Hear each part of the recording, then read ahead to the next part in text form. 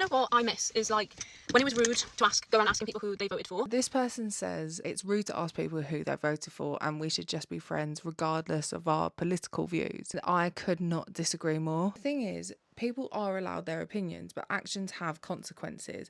And if the consequence of me voting Green is that people who vote Reform don't want to be friends with me, then that's okay as well. People are allowed to have full autonomy of their relationships. This is particularly true for those of us whose sheer existence is political. As a woman, as a disabled person, as a working class person, as a generational migrant from an ex-British colony, I don't get to opt out of politics being personal to me. And for me, politics has always been really important because it's really important to my family. The first thing that I ever asked my boyfriend was, who do you vote for?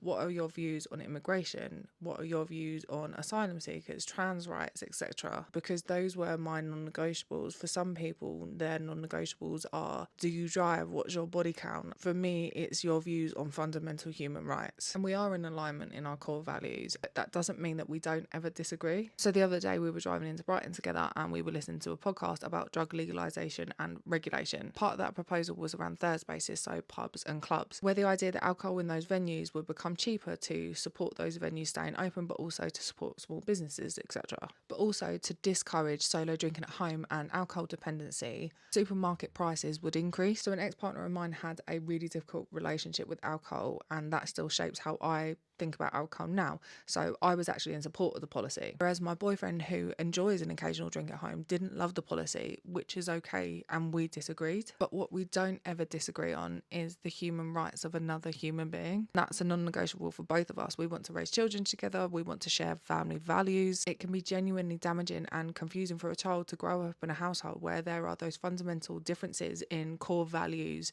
as well as political outlook. There are some people that say, oh, you make politics your entire personality, and I do. Like, I'm genuinely really proud of that. But there's also actually a significant body of peer-reviewed research that actually supports that idea as well. So the Big Five personality studies consistently show that people who lean left tend to score higher in openness to experience, intellectual curiosity and creativity.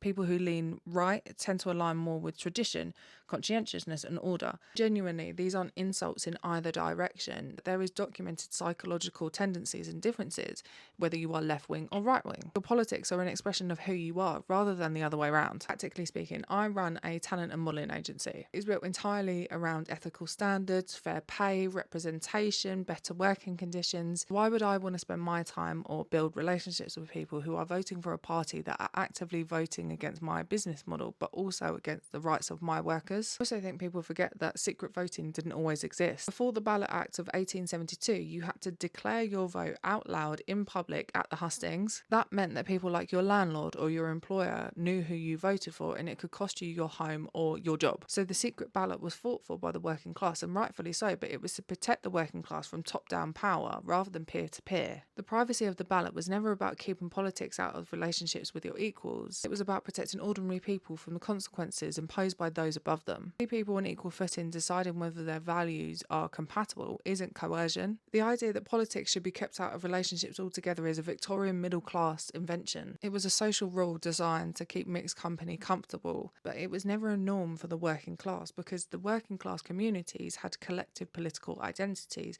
and they were open about them, but that's also how they made changes. Then in the 1980s, you had Margaret Thatcher as our Prime Minister, which resulted in a complete class fracture, and people started hiding their votes, not out of principle, but out of shame. The shy Tory phenomenon after 1992 wasn't out of politeness. It was people already knowing that on some level, their vote had social consequence.